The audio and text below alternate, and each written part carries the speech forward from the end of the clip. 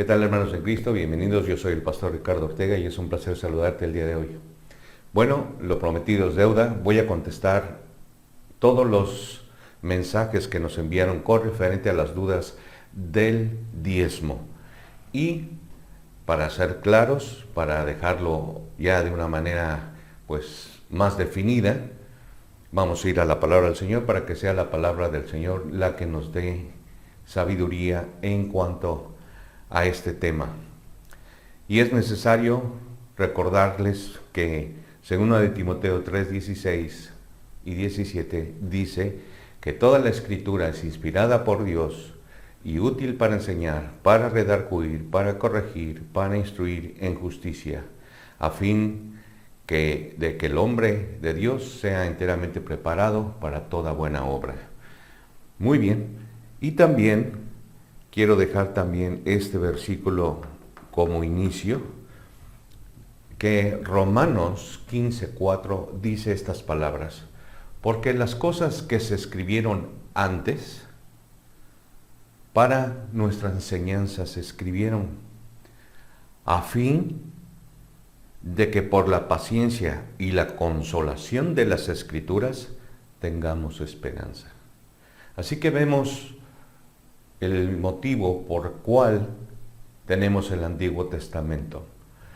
Dice aquí, porque las cosas que se escribieron antes, estamos hablando de que está hablando aquí el apóstol Pablo, para nuestra enseñanza se escribieron, a fin de que por la paciencia y consolación de las Escrituras tengamos esperanza. Definitivamente hay mucha duda, preguntas muy interesantes, pero yo quiero decirte una cosa antes de empezar. Voy a sacar aquí de mi bolsa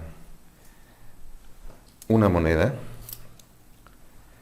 En muchos países se dice que esto es cara y esto es cruz. En México decimos sol o águila, pero tiene dos caras. Entonces, ¿a qué se refiere esto? Esto que vamos a hablar del diezmo tiene dos caras, hermanos. Tiene dos caras. Por una parte, debemos de saber, y sabemos, que la palabra del Señor dice que raíz de todos los males es el amor al dinero. Partiendo de ahí, al tener dos caras, el diezmo, por una parte son los pastores y por otra parte son las ovejas. Porque te voy a decir una cosa, hermano, hay buenos pastores, pastores dignos, pastores honrados, pastores comprometidos con el ministerio. Pero la otra cara de la moneda, hay pastores corruptos, hay pastores ladrones, hay pastores que cometen fechorías y lo sabemos porque está a la vista de todos.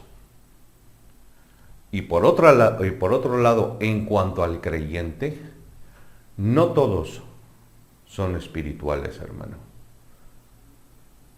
Hay quienes son fieles al Señor y a su palabra, como los que son infieles y que no son fieles al Señor ni a su palabra.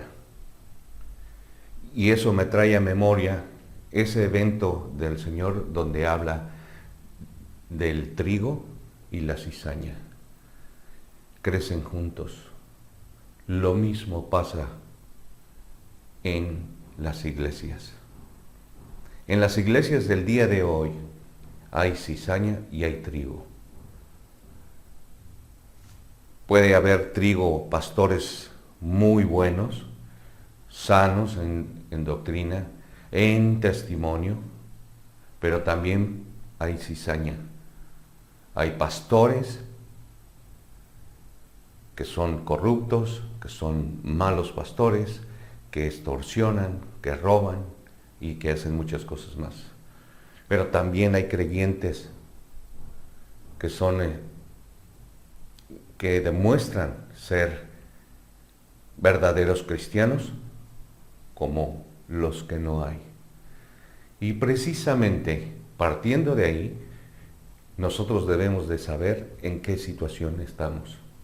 Porque no podemos tapar el sol con un dedo y decir que no es cierto. Porque así como hay maduros en la fe, hay inmaduros en la fe. Así como hay buenos pastores, hay malos pastores. Y esa es una realidad. Y si nosotros vamos a juzgar con referente y dirigirnos solamente, exclusivamente al pastor, también debemos de ver nuestro testimonio, en qué lugar nos encontramos. ¿Eres trigo o eres cizaña? Y ese es el punto para partir acerca del diezmo. Punto número 1, ¿el diezmo es una ley? Sí. ¿Está en la Biblia? Sí. Hebreos 7:5 dice, ciertamente de entre los hijos de Leví reciben el sacerdocio, tienen mandamiento de tomar del pueblo los diezmos según la ley. Es decir, de sus hermanos, aunque estos también hayan sido de los lomos de Abraham. Aquí lo vemos. Ciertamente los que de entre los hijos de Leví reciben el sacerdocio, tienen mandamiento de tomar del pueblo los diezmos según la ley. ¿Qué se diezmaba en el Antiguo Testamento? Por ejemplo, lo podemos ver aquí en Deuteronomio 14:22, donde dice, indefectiblemente diezmarás todo el producto del grano que rindiere tu campo cada año. Grano, ovejas, vacas, aceite, se diezmaba en el Antiguo Testamento. Por eso el Señor dijo, traer los diezmos al alfolí y haya alimento en mi casa.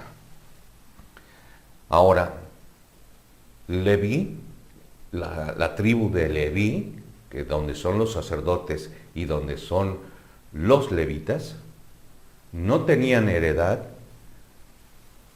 cuando Dios les repartió a cada uno la tierra prometida. Por eso ellos recibían el diezmo. Así que dice Números 18:21, y he aquí, dice el Señor, yo he dado a los hijos de Leví todos los diezmos en Israel por heredad, por su ministerio, por cuanto ellos sirven en el ministerio del tabernáculo de reunión. Entonces nos damos cuenta cómo Dios le dio a la tribu de Leví los diezmos como heredad. Como heredad.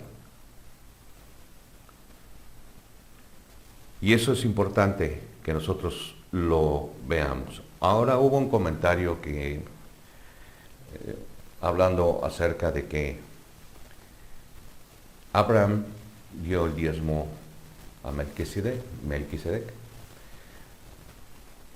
Si contemplamos el evento de Abraham para dar el diezmo, estamos muy equivocados.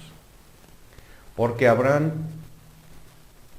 lo que adquirió, no lo adquirió de su trabajo. Lo adquirió después de rescatar a Lot, de los que lo tenían prisionero, y de ese botín dio el diezmo.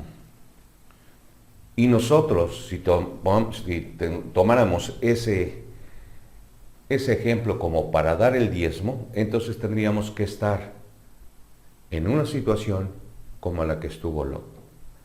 Y no estamos en esa situación. No fue el fruto de su trabajo.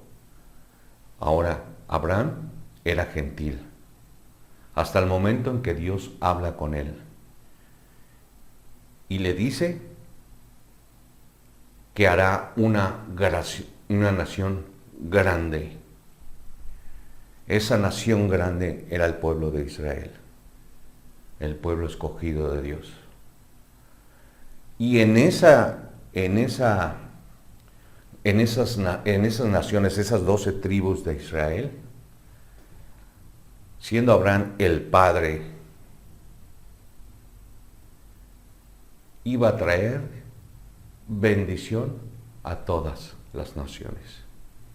Así que debemos de darnos cuenta que en el Antiguo Testamento era Dios e Israel, su pueblo escogido.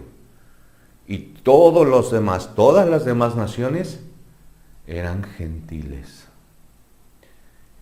Las demás naciones no conocían al Dios verdadero, solamente lo conocía Israel.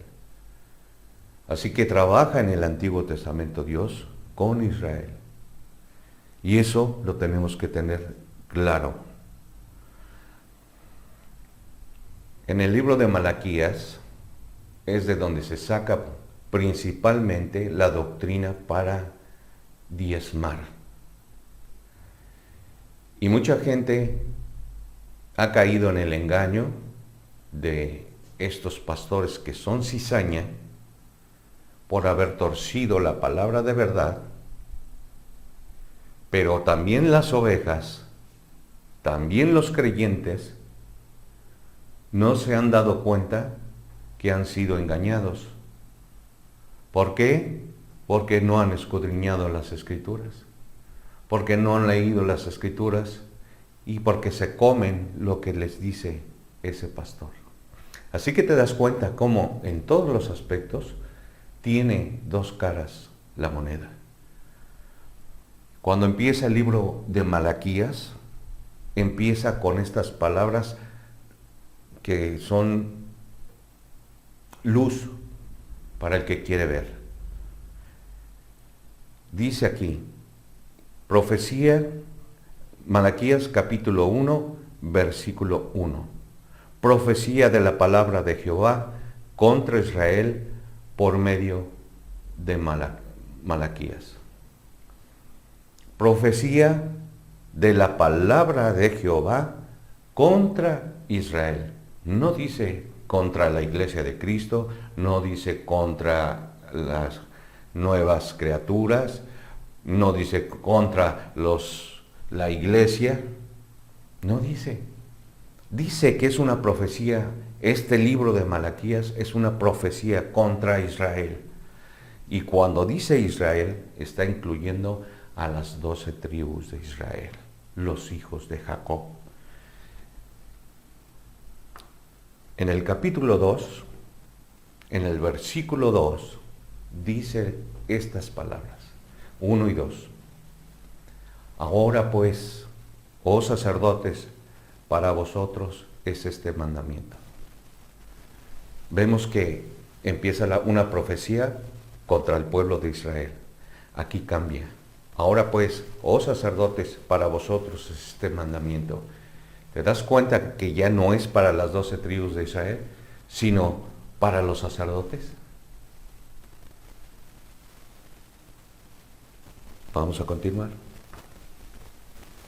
El problema más grande que yo le veo cuando utilizan este libro para enseñar acerca de los diezmos es precisamente no ser claros con la palabra del Señor, sacar un texto fuera de contexto, no dividirlo con referente a la división del Antiguo Testamento y el Nuevo Testamento, saber cuál es la doctrina de la iglesia y cuál es la doctrina que Dios dejó para el pueblo de Israel, porque aquí vemos la doctrina del pueblo de Israel, lo que Dios le enseñó al pueblo de Israel. Por eso las cosas escritas se escribieron para nuestra enseñanza. Y aprendemos que el pueblo de Israel, Dios habló con el pueblo de Israel y le dijo profecía contra el pueblo de Israel.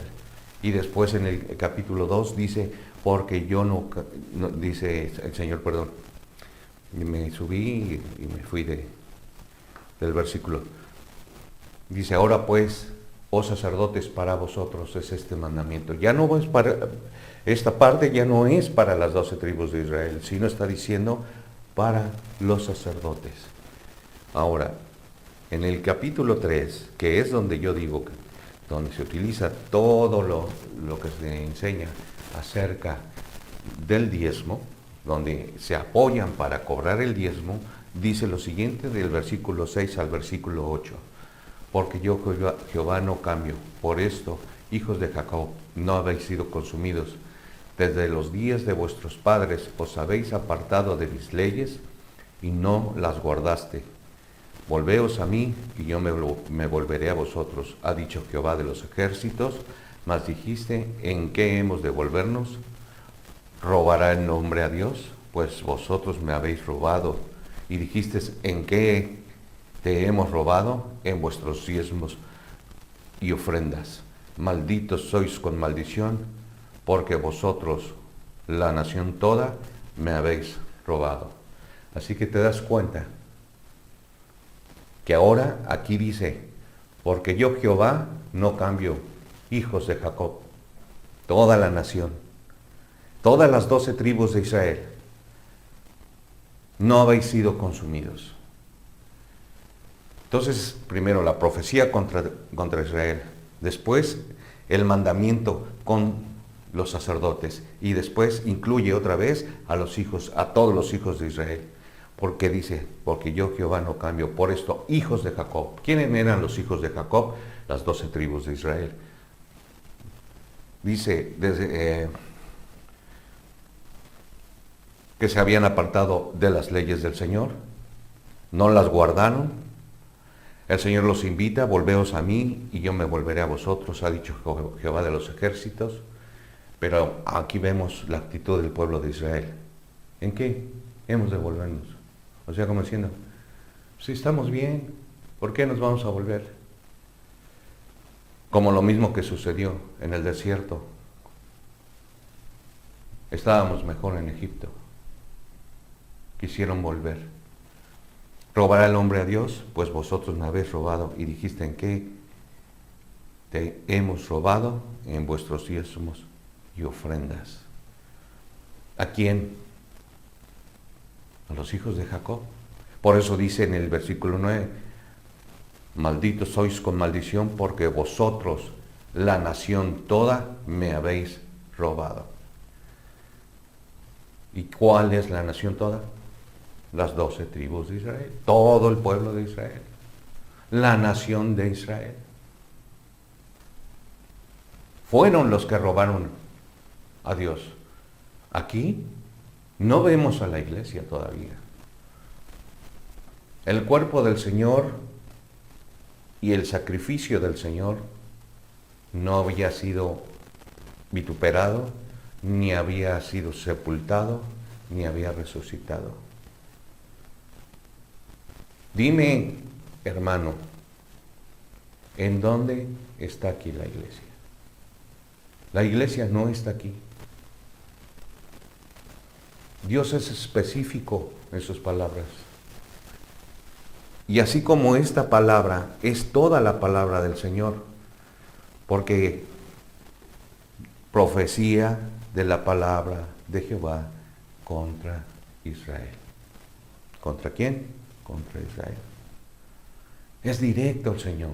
El Señor nos dice, para ti es. Ahora, toda la Escritura me es útil para enseñar, para redarguir, para instruir, para corregir injusticia. Pero aquí lo vemos. Vemos el Antiguo Testamento, qué es lo que hacía el pueblo de Israel con referente al diezmo y las ofrendas, lo que hizo de robarle en los diezmos y las ofrendas al Señor.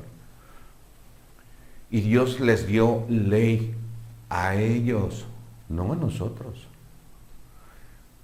Nosotros no tenemos como iglesia de los gentiles ningún mandamiento en cuanto al diezmo. Después de la muerte de Cristo, donde comienza el Nuevo Testamento en adelante, no hay ningún versículo que diga, como en el Antiguo Testamento, que Dios le dio a Leví el diezmo porque no tenían heredad. En el Nuevo Testamento no hay esa instrucción. Entonces, ¿qué debemos hacer nosotros como iglesia del Nuevo Testamento? Iglesia de los gentiles, no la iglesia primitiva, porque te voy a decir una cosa. Hay una diferencia entre Pedro y Pablo.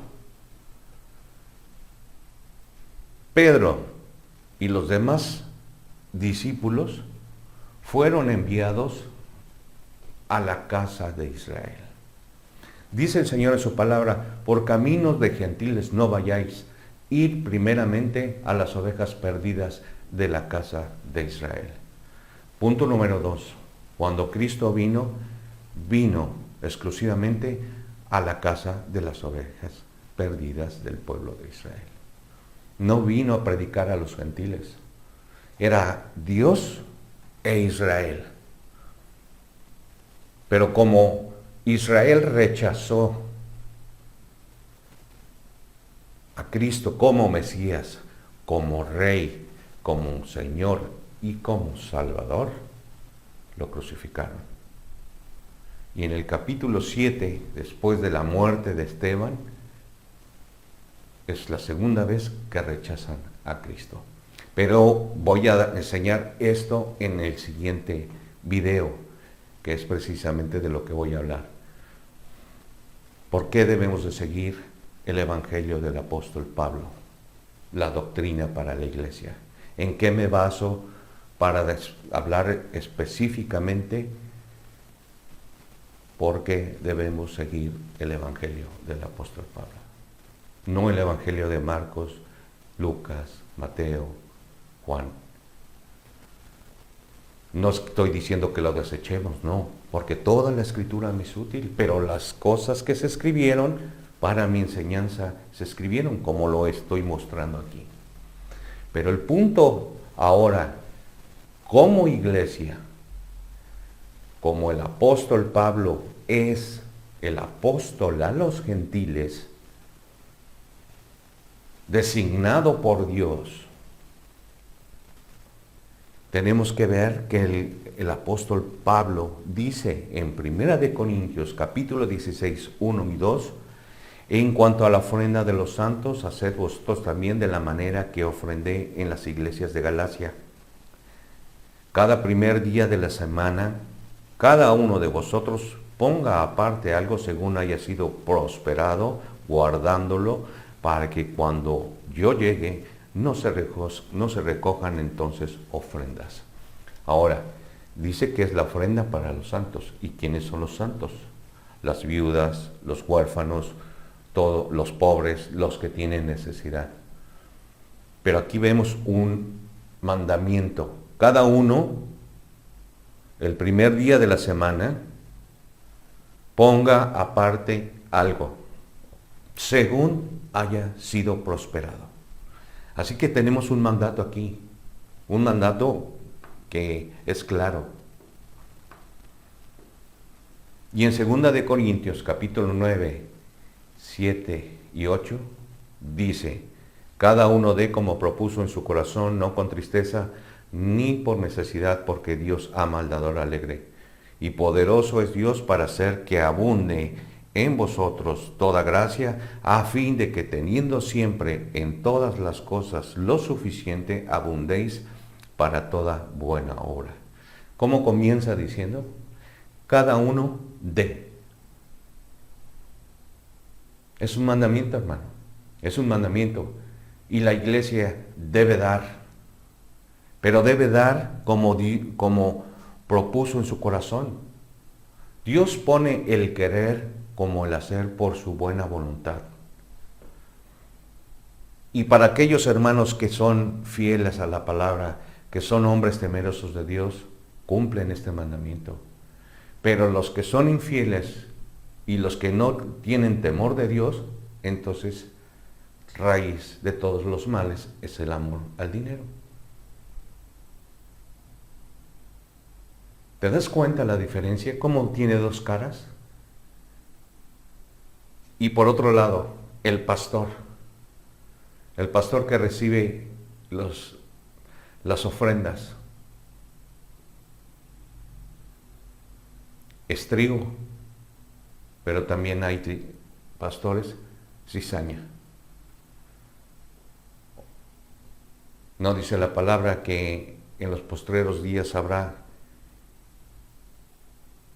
hombres amadores de sí mismos, vanagloriosos, impíos, amadores de los deleites, más que de Dios? Así que nos damos cuenta que la moneda tiene dos caras. ¿En cuál te encuentras tú? Yo sé en qué posición me encuentro yo. ¿Y tú? Así que cada uno dé como propuso en su corazón. Mandato, tenemos que dar. Porque con las ofrendas, como nos comentó un hermano, que decía que las iglesias se deberían de mantener con las ofrendas. Y es cierto lo que dice. Pero si un hermano quiere dar el diezmo o el 10%, yo no se lo puedo impedir si está dando como propuso en su corazón. Aunque no sea un mandamiento, ese hermano está diciendo, yo voy a dar el 10% de lo que gane, porque lo propuso así en su corazón. Y te voy a decir una cosa, mi hijo es uno de ellos. Mi hijo sabe que no es un mandamiento para la iglesia, pero él me dijo, ¿sabes qué? De lo que yo gano, te voy a dar el 10% de diezmo.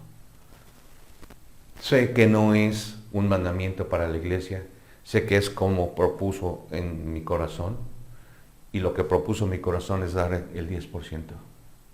Y si otro hermano da el 20, o el 30, o el 5%, cada uno da como propuso su corazón. Yo no se los puedo impedir. Y si el obrero es digno de su salario, y tú trabajas para una empresa donde a ti te pagan por trabajar, si los pastores están trabajando en la obra del Señor a tiempo completo, hermanos, secretarias, justo es que reciban su salario, porque nadie trabaja de gratis. ¿Por qué? Porque tenemos todos necesidad. Y el que diga lo contrario, pues será porque tiene dinero. Pero raíz de todos los males es el amor al dinero. Así que debemos de considerar que el diezmo no es un mandamiento para la iglesia. Una hermana también nos comentó que se llama Marta, que su pastor le dijo que tenía que dar $75 de los 700 que ella gana. O sea que ya le puso una tarifa. Entonces ya no es como propuso en su corazón, sino ya es un mandamiento. Y utilizan la palabra del Señor para decir, ¿robará el hombre a Dios? Pues vosotros me habéis robado. Metiéndole miedo, y como muchas veces no tenemos el conocimiento, ni la preparación, ni hemos escudriñado las Escrituras, nos comemos lo que nos dijo ese pastor. Y caemos con pastores cizaña y no con pastores que tienen un buen testimonio. ¿Por qué? Porque dice el Señor, procurad que nadie os engañe.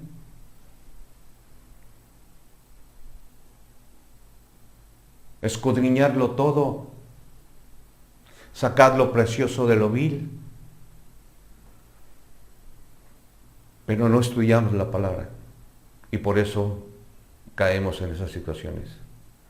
Así que no podemos generalizar a todos los pastores ni a todos los hermanos. Hay buenos pastores, hay buenos hermanos, pero hay muy malos pastores también y hay muy malos hermanos, hermanos carnales, porque no todos son espirituales.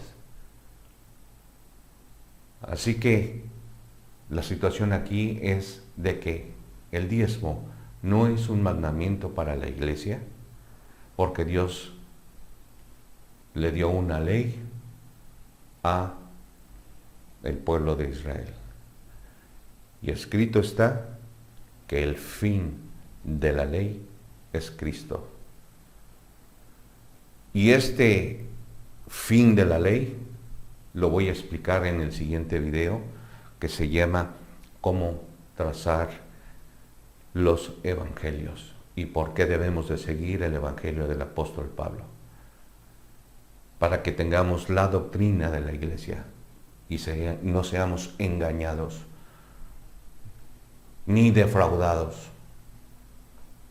Estudia con diligencia presentarte ante Dios aprobado como obrero que no tiene de qué avergonzarse, que utiliza bien la palabra de verdad. Estudia con diligencia. Y ese es el punto.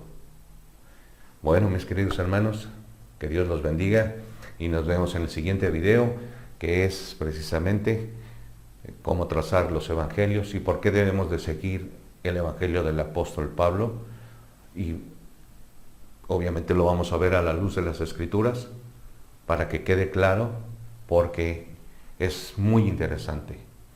Cuando hablo y digo que no debemos de seguir otros evangelios como los evangelios de Mateo, Marcos, Lucas y Juan, no estoy diciendo que no es parte de la Biblia. Tenemos ahí enseñanzas preciosas y conocemos a Cristo y su caminar y lo que hizo Cristo con su pueblo, porque a los suyos vino y los suyos no le recibieron. Y las cosas escritas, las cosas que se escribieron, para nuestra enseñanza se escribieron. Eso lo dice el apóstol Pablo. Nos está hablando de las cosas pasadas. Y Pablo está hablando a los gentiles. Ese es el punto, que debemos dividir la palabra para que tengamos claridad, hermano. Te invito a que veas el video porque es de mucha edificación y sobre todo de que nadie te enseñe estas cosas. Y va a ser de gran edificación y con eso se te van a abrir los ojos. Te invito a que lo veas. Nos vemos la próxima y que Dios los bendiga. Hasta pronto. Bye.